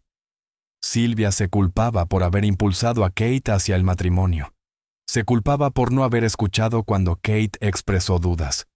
Una tarde, Kate miró a su madre y dijo: «Esto no es tu culpa». El rostro de Silvia se desmoronó. «Debí escucharte. Debí decirte que esperaras. Estaba tan emocionada porque te casaras con un predicador que no pensé en si él era el hombre correcto». Kate tomó la mano de su madre. «No lo sabías. Ninguno lo sabía». Pero incluso mientras lo decía, Kate se preguntaba si era verdad. ¿Había señales? Había ignorado sus propios instintos porque todos a su alrededor estaban convencidos de que esto era la voluntad de Dios. Mientras Kate se recuperaba, el caso legal contra Leonard Charles y Desmond avanzaba. La fiscal del distrito, una mujer llamada Patricia Reeves, se puso en contacto con Kate para hablar de su testimonio. Patricia fue al hospital y se sentó junto a la cama de Kate. «Necesito que entiendas en lo que te estás metiendo», dijo Patricia. «Leonard Hayes tiene uno de los mejores abogados del estado. Van a hacer todo lo posible por desacreditarte». Kate asintió. «Lo entiendo». Patricia continuó. «Va a decir que estás mintiendo para cubrir tus propios errores. Va a sugerir que sabías sobre el pasado de Charles. Y aún así, te casaste con él. Va a pintarte como vengativa, como alguien que intenta destruir a un hombre de Dios, porque tu matrimonio no funcionó». Kate sintió una oleada de rabia. «Nada de eso es cierto». Patricia le dio una mirada comprensiva. «Lo sé, pero eso no significa que no vaya a ser efectivo. Los jurados son impredecibles. La gente quiere creer en sus pastores. Quiere creer que hombres como Leonard Hayes son buenos, honestos, fieles servidores. La idea de que un pastor pudiera orquestar un asesinato es difícil de aceptar». Kate miró a Patricia a los ojos. «Yo testificaré. Diré la verdad. Lo que pase después, pasará». Patricia sonrió ligeramente. «Bien, porque te necesitamos. Tu testimonio es la clave de todo este caso». A medida que se acercaba la fecha del juicio, la historia de Kate empezó a atraer la atención de los medios. Los noticieros tomaron el caso y, de repente, el rostro de Kate estaba en la televisión y en las redes sociales. Los titulares gritaban: «Novia queda paralizada tras confesión en la luna de miel». Mega Church envuelta en complot de asesinato. La atención era abrumadora. El teléfono de Kate se llenó de mensajes, algunos de apoyo, otros crueles. Desconocidos le enviaban oraciones y palabras de aliento. Otros dejaron comentarios llenos de odio acusándola de mentir y de intentar destruir la iglesia. Algunas personas de Cornerstone Faith Ministries comenzaron una campaña de difamación contra ella en Internet, publicando fotos antiguas de Kate e inventando historias sobre su pasado. Una publicación afirmaba que Kate había dormido con varios hombres antes de casarse con Charles y que había usado el matrimonio para atraparlo. Otra decía que Kate siempre había sabido sobre la sexualidad de Charles y que se había casado con él por dinero y estatus. Nada de eso era cierto, pero las mentiras se difundieron de todos modos. Kate dejó de leer los comentarios, desactivó sus cuentas de redes sociales y se enfocó en prepararse para el juicio. Patricia la ayudó a entender qué preguntas le harían cómo mantener la calma bajo presión y cómo manejar los ataques de la defensa. Pero el desgaste emocional era enorme. Kate empezó a tener pesadillas. Se despertaba en medio de la noche, reviviendo el accidente, sintiendo el impacto una y otra vez. Su terapeuta le dijo que era normal que el trauma se manifiesta de muchas maneras, pero saberlo no lo hacía más fácil.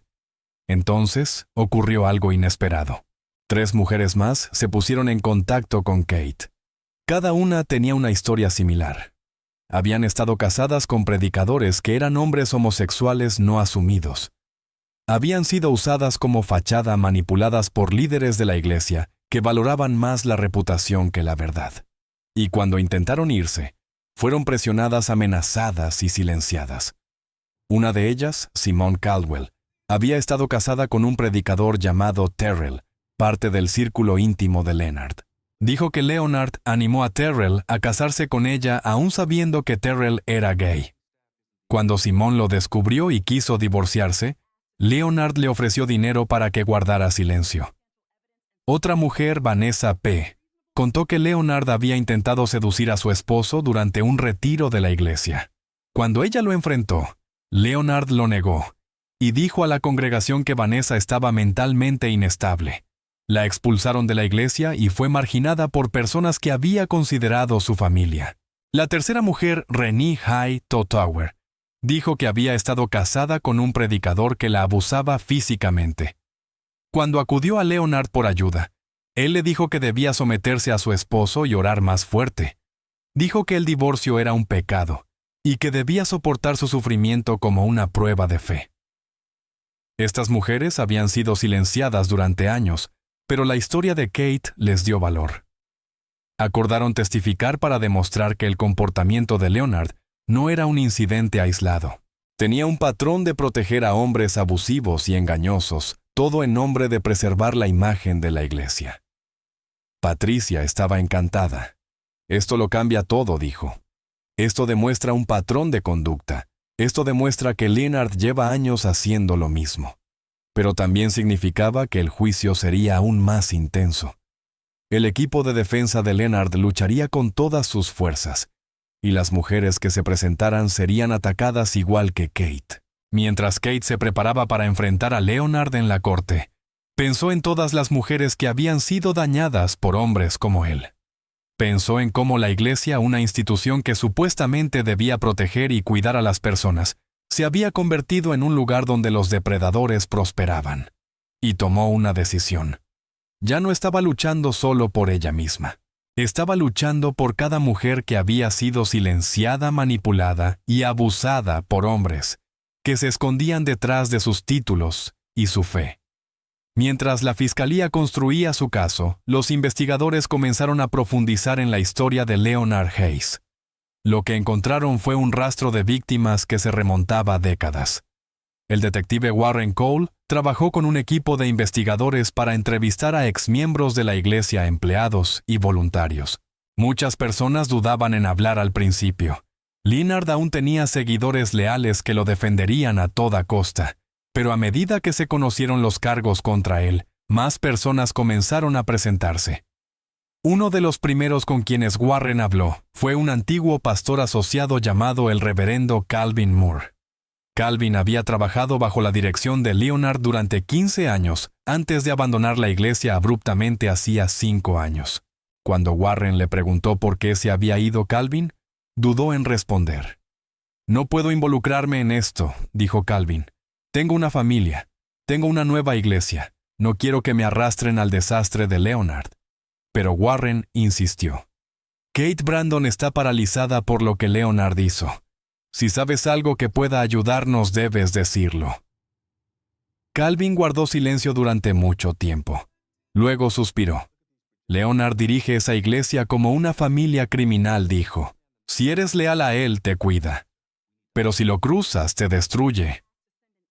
Warren se inclinó hacia adelante. ¿Cómo destruye a la gente? Calvin explicó que Leonard guardaba archivos sobre todos. Pastores, diáconos, miembros de la iglesia. Si alguien tenía un secreto, Leonard lo sabía. Si alguien cometía un error, Leonard lo documentaba. Y si esa persona alguna vez se convertía en un problema, Leonard usaba esa información contra ellos. «Lo vi hacerlo varias veces», dijo Calvin. «Un diácono quería dejar la iglesia. Leonard lo amenazó diciendo que le contaría a su esposa sobre una aventura. Un pastor cuestionó las prácticas financieras de Leonard. Leonard difundió rumores de que el pastor estaba robando del plato de ofrendas. La gente le tenía miedo». Warren preguntó por Charles Whitmore. Calvin negó con la cabeza. Charles era el favorito de Leonard. Leonard se veía a sí mismo en Charles, ambicioso, carismático, bueno, manipulando personas. Pero Charles tenía secretos, y Leonard usó esos secretos para controlarlo. «¿Leonard sabía sobre la sexualidad de Charles?», preguntó Warren. Calvin asintió. «Por supuesto que sí. Leonard lo sabía todo, y en lugar de animar a Charles a buscar ayuda a lidiar con su trauma, Leonard le dijo que se casara. Leonard decía que el matrimonio resolvería el problema que protegería la reputación de Charles. Warren sintió cómo aumentaba su enojo, y cuando Kate amenazó con divorciarse de Charles, Leonard decidió que debía ser eliminada. Calvin bajó la mirada. «Eso suena a Leonard.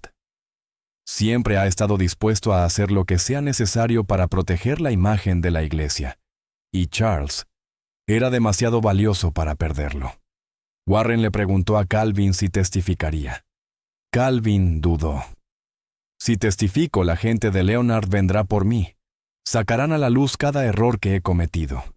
Intentarán destruir mi reputación». Warren fue honesto. «Probablemente lo harán.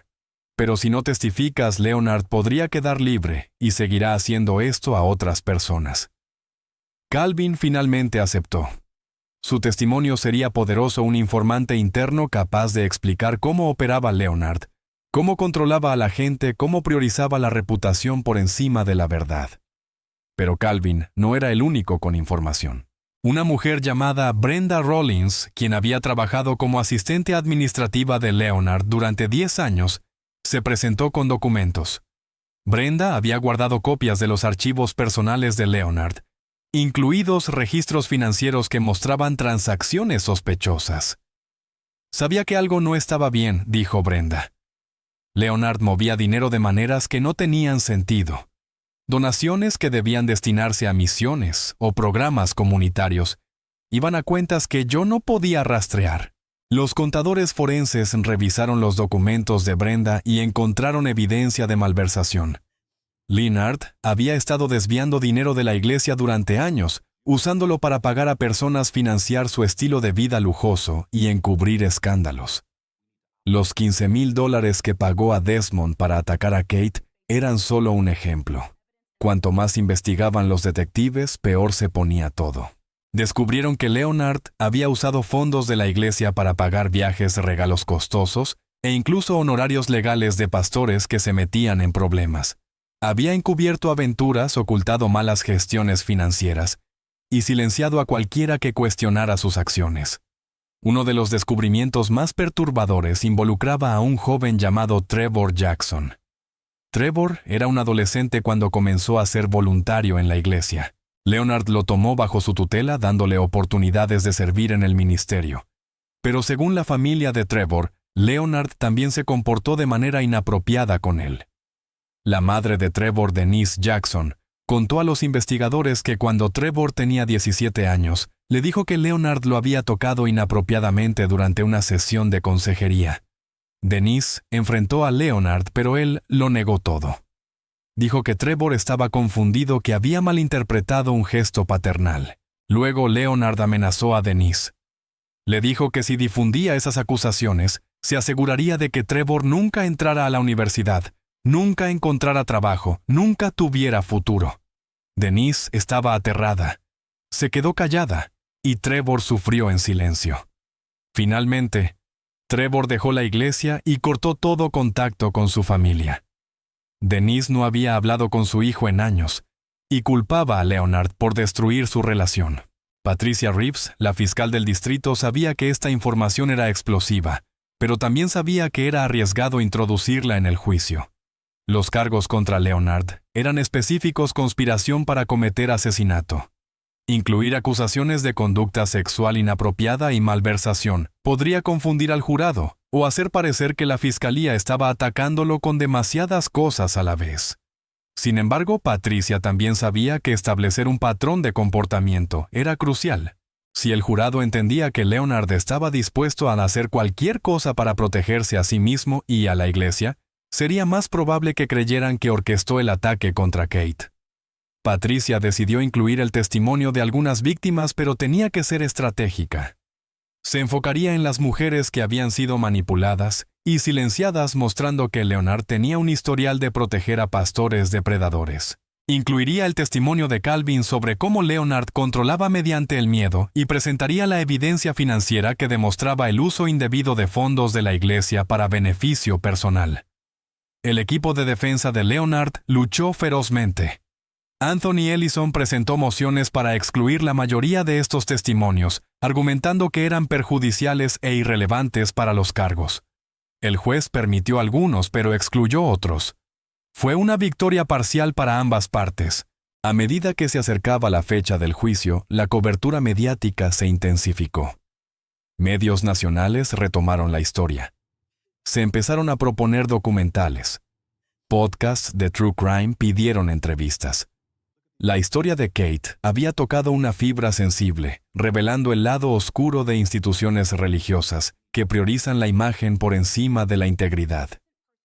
Pero para Kate, toda esa atención no importaba. Ella solo quería justicia. Quería que Leonard, Charles y Desmond fueran responsabilizados por lo que habían hecho. Y quería que otras mujeres supieran que no tenían que permanecer en silencio. El juicio de Leonard Hayes, Charles Whitmore y Desmond Foster comenzó un frío lunes de noviembre. El tribunal estaba lleno de reporteros miembros de la iglesia y curiosos. La seguridad era estricta. Había manifestantes afuera con carteles, algunos apoyando a Leonard, otros exigiendo justicia para Kate.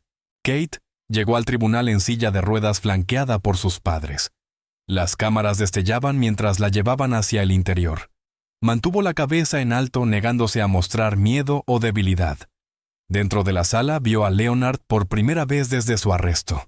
Se veía más delgado, mayor, pero aún compuesto. Cuando sus ojos se encontraron, Leonard no apartó la mirada. No había remordimiento en su expresión, ninguna señal de reconocimiento por lo que había hecho. Charles se sentó en la mesa de la defensa junto a su abogado. Parecía destrozado, como un hombre que lo había perdido todo. No podía mirar a Kate. Desmond se sentó aparte con su defensor público. Parecía aterrorizado. La declaración de apertura de la fiscalía fue presentada por Patricia Reeves. Se colocó frente al jurado y expuso el caso con claridad. Esta es una historia sobre poder, manipulación y asesinato, comenzó Patricia. El reverendo Leonard Hayes es un hombre que ha pasado décadas construyendo un imperio. Pero ese imperio fue construido sobre mentiras, control y miedo. Cuando Kate Brandon amenazó con exponer la verdad sobre Charles Whitmore, Leonard decidió que debía ser silenciada. Pagó $15,000 a Desmond Foster para matarla. Y Charles Whitmore, el hombre con el que Kate se casó, la puso en peligro al organizar una reunión que la colocó directamente en la trayectoria del ataque. Kate sobrevivió, pero nunca volverá a caminar. Estos tres hombres son responsables de eso. La declaración de apertura de la defensa fue presentada por Anthony Ellison. Era fluido, seguro y persuasivo. Señoras y señores, lo que escucharán en este juicio es una historia trágica, pero no es la historia que la fiscalía quiere que crean. Leonard Hayes no es un asesino. Es un pastor que ha dedicado su vida a servir a su comunidad. Charles Whitmore no es un conspirador. Es un hombre que cometió errores, sí, pero nunca quiso que alguien saliera herido. Y Desmond Foster. Él es un hombre desesperado que tomó una mala decisión pero actuó solo. La fiscalía quiere hacerles creer que esto fue una gran conspiración, pero la evidencia demostrará lo contrario. El juicio duró 3 semanas. La fiscalía llamó a docenas de testigos. El primero en subir al estrado fue Desmond Foster.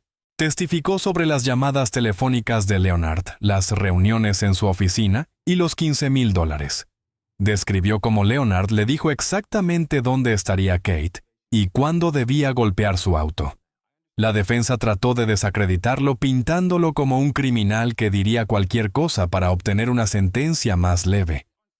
Pero el testimonio de Desmond fue corroborado por registros telefónicos, estados bancarios y mensajes de texto. Kate fue la siguiente en subir al estrado. La sala quedó en silencio mientras la trasladaban en silla de ruedas al estrado de los testigos. Patricia le pidió que describiera la noche en que descubrió a Charles en la suite de la luna de miel. Kate habló con claridad, con la voz firme a pesar del dolor de revivir ese momento. Describió la confesión de Charles, su admisión de que el matrimonio era una mentira, y su decisión de pedir el divorcio.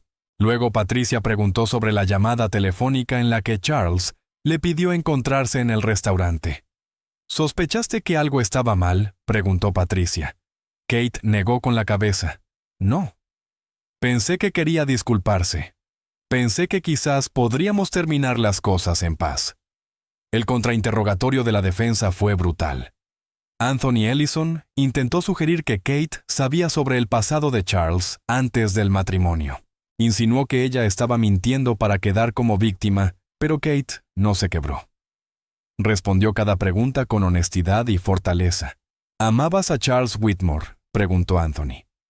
Kate lo miró. Creí que sí, pero en realidad no lo conocía. Él se aseguró de eso. La defensa también llamó a testigos para hablar del carácter de Leonard. Miembros de la iglesia hablaron de su generosidad, su dedicación y sus años de servicio. Pero la fiscalía contrarrestó con el testimonio de Simone, Vanessa y René, las 3 mujeres que habían sido manipuladas y silenciadas por Leonard. Sus historias eran desgarradoras. Cada una describió cómo Leonard había priorizado la reputación de la iglesia por encima de su seguridad y bienestar. El jurado escuchó con atención. Algunos jurados tenían lágrimas en los ojos. El testimonio de Calvin Moore también fue contundente. Explicó cómo Leonard controlaba a la gente mediante el miedo y la manipulación. Describió la cultura de secreto e intimidación que Leonard había creado. Para cuando Calvin terminó el jurado, tenía una imagen clara de quién era realmente Leonard. Luego se presentó la evidencia financiera. Los contadores forenses testificaron sobre la transferencia de $15,000 y el patrón de transacciones sospechosas. Mostraron cómo Leonard había usado fondos de la iglesia para fines personales, incluidos pagos a personas que podían exponer escándalos. Charles Whitmore tomó el estrado en su propia defensa. Admitió haber mentido sobre la propuesta, admitió haber engañado a Kate, pero insistió en que nunca quiso que ella saliera herida. Le dije a Leonard que estaba asustado, dijo Charles. Le dije que el divorcio iba a arruinarme, pero nunca le pedí que lastimara a Kate. Nunca quise que esto pasara. El contrainterrogatorio de la fiscalía fue devastador. Patricia llevó a Charles a través de la cronología la llamada a Leonard después de que Kate solicitó el divorcio, la llamada posterior para citar a Kate en el restaurante y el ataque que ocurrió horas más tarde. «¿Sabías lo que Leonard estaba planeando, verdad?», preguntó Patricia. Charles vaciló. Sospechaba que podía hacer algo, pero no sabía qué. «Y no lo detuviste», dijo Patricia. «No advertiste a Kate. No llamaste a la policía. Simplemente dejaste que ocurriera». Charles rompió en llanto. Lo siento tanto». Leonard Hayes se negó a testificar. Su abogado le aconsejó acogerse a la Quinta Enmienda, lo cual era su derecho, pero su silencio dijo más que cualquier palabra. El jurado lo notó. Los alegatos finales fueron poderosos de ambos lados. Patricia recordó al jurado la evidencia, las llamadas telefónicas, el dinero, los testimonios, la cronología. Estos tres hombres conspiraron para silenciar a Kate Brandon, dijo. Fallaron en matarla, pero destruyeron su vida. Deben rendir cuentas. Anthony Ellison argumentó que la fiscalía no había probado la conspiración más allá de una duda razonable. Dijo que Desmond Foster actuó solo. Afirmó que Leonard Hayes pudo haber dicho cosas en un momento de ira, pero que las palabras no eran crímenes. Aseguró que Charles Whitmore cometió errores sí, pero que no era un asesino. El jurado deliberó durante 3 días. Durante ese tiempo, Kate esperó en casa con sus padres. Intentó no pensar en lo que pasaría si el jurado regresaba con un veredicto de no culpable. Intentó confiar en que la justicia prevalecería. El tercer día, el jurado alcanzó un veredicto. Kate fue llevada de nuevo a la sala del tribunal. El juez pidió al portavoz del jurado que leyera los veredictos.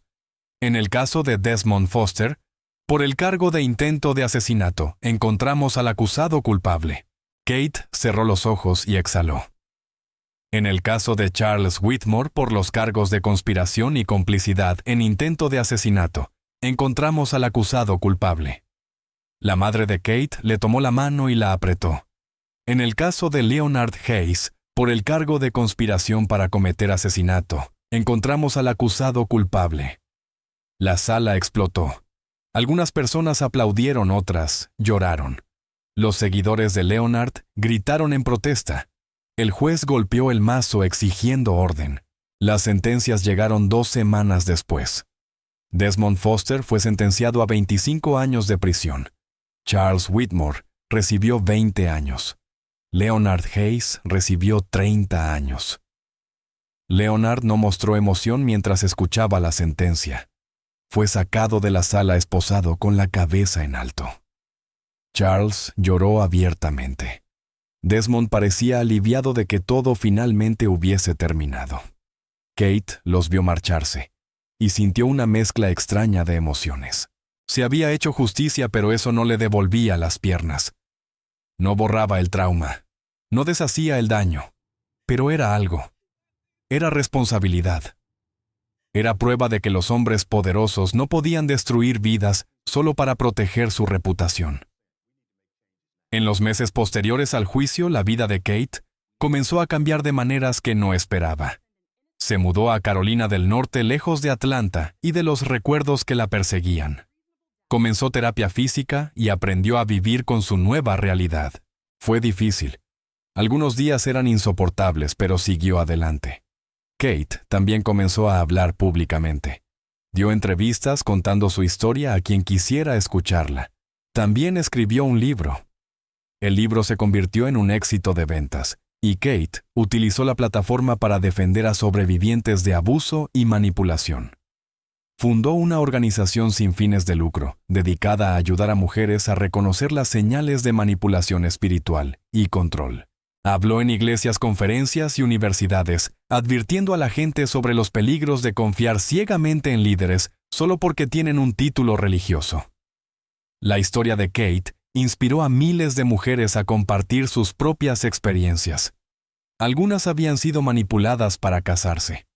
Otras habían sido abusadas por líderes religiosos y obligadas a guardar silencio. Kate les dio una voz. Charles Whitmore cumplió 5 años antes de ser liberado en libertad condicional por buen comportamiento. Cambió su nombre a Carl Winston y se mudó a un pequeño pueblo en Alabama. No volvió al ministerio. No habló públicamente. Trabajó en un almacén viviendo en silencio y tratando de reconstruir una vida que ya no existía. Algunos decían que Charles merecía una segunda oportunidad, que él también había sido manipulado por Leonard igual que Kate. Otros decían que era tan culpable como los demás y que debía haber cumplido su sentencia completa. Kate no tenía una opinión. Ella había seguido adelante. Leonard Hayes permaneció en prisión. Rechazó todas las solicitudes de entrevistas. Se negó a hablar con periodistas o documentalistas. Los otros reclusos decían que aún se hacía llamar Pastor Hayes y trataba de dirigir estudios bíblicos, pero nadie asistía. Su iglesia Cornerstone Faith Ministries colapsó en menos de un año desde su condena. La congregación se redujo. Las donaciones desaparecieron. El edificio fue vendido y convertido en un centro comunitario. Desmond Foster escribió cartas a Kate desde la prisión rogando perdón. Kate nunca respondió. No le debía nada. Los padres de Kate lucharon contra la culpa durante años. Sylvia se culpaba por empujar a Kate hacia el matrimonio. Harold se culpaba por no haber protegido a su hija, pero Kate les repitió una y otra vez que no era su culpa. Ellos también habían sido manipulados igual que todos los demás. El caso planteó preguntas importantes sobre la responsabilidad dentro de las instituciones religiosas. ¿Cuántas otras iglesias estaban protegiendo a depredadores? ¿Cuántos otros líderes usaban su poder para manipular y controlar? ¿Cuántas otras víctimas estaban siendo silenciadas? Kate no tenía todas las respuestas, pero sabía una cosa: el silencio era el enemigo. Mientras la gente callara, mientras se priorizara la reputación sobre la verdad, el abuso continuaría. La historia de Kate se convirtió en un llamado urgente a la reforma. Las iglesias comenzaron a implementar políticas para proteger a los miembros vulnerables. Los seminarios empezaron a enseñar sobre abuso espiritual y manipulación. Las sobrevivientes encontraron el valor para hablar, pero el trabajo estaba lejos de terminar. Todavía había iglesias donde los abusadores prosperaban.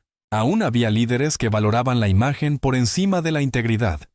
Todavía había mujeres a quienes se les decía que debían someterse, guardar silencio y aguantar.